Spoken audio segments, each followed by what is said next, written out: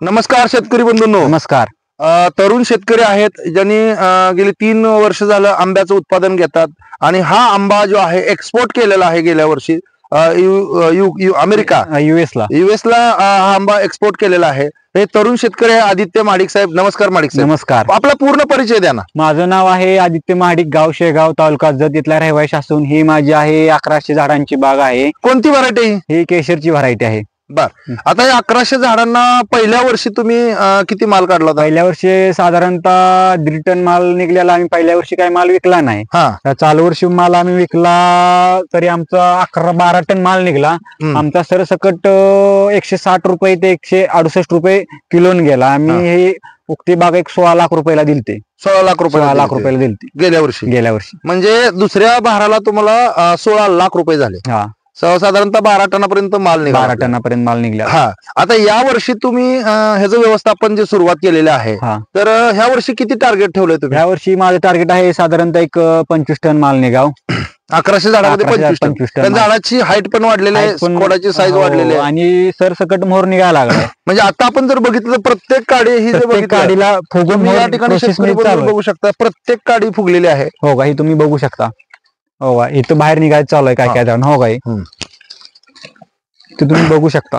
म्हणजे नोव्हेंबर मध्येच आता आपलं फ्लॉवरिंग सुरू झालं. नोव्हेंबर मध्ये फ्लॉवरिंग सुरू आहे. हो का? इथं पण आहे चालू. नोव्हेंबर मध्ये शेतकरी बंधूंनो आपण पाहू शकता की ह्याचं जे व्यवस्थापन आहे, तुम्ही रासायनिकचा जास्त वापर करता का जैविकचा वापर करता? जैविक आमचं असते 80% जैविक असते आणि बाकीचं 20% रासायनिक असते. म्हणजे 20% रासायनिक आणि 80% जैविकचा वापर करता. जैविक मध्ये तुम्ही कोणतं प्रोडक्ट वापरता? जैविक मध्ये स्टिंब्रिज, शेट, नंतर याला कल्चर, बायो 99, रॅपअप, अजून अँटीव्हायरल यांचा वापर करतो. यांना जवळजवळ एक 5 लिटरचा डोस सोडणार आहे. आज सोडणार आहे? आज थोड्या वेळाने. काय सोडणार आहे याला तुम्ही? आता एक 5 लिटर शेट आणि 5 लिटर स्टिंब्रिज यांचा मी डोस देणार आहे.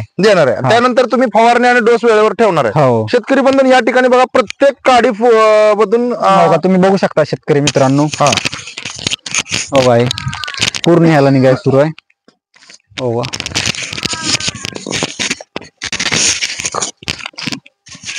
प्रत्येक काडीमधून हा माल बाहेर पडतोय.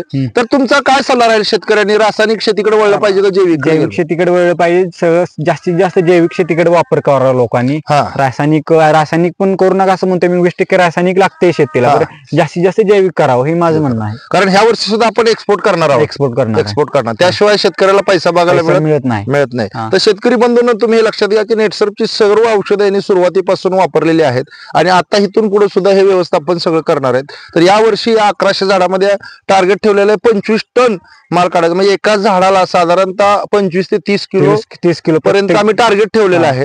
तर झाडाचा विस्तार तुम्ही बघू शकता.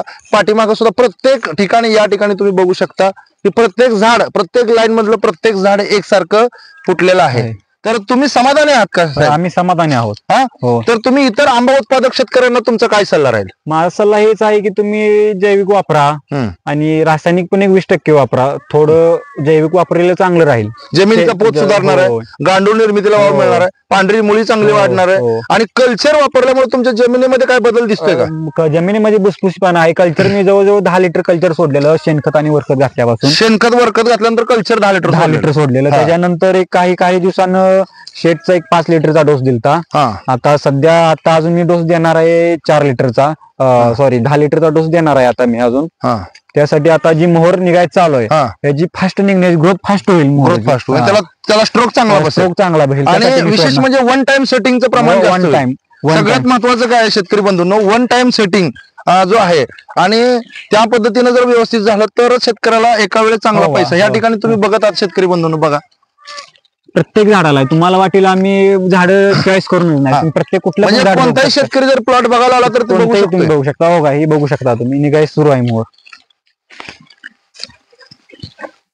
मग आंबा उत्पादक शेतकऱ्यांना जर इथं प्लॉट बघायचा असेल तर बघू शकतात. हो, अवश्य बघू शकता. साहेब, कंपनीला मुलाखत दिल्याबद्दल धन्यवाद.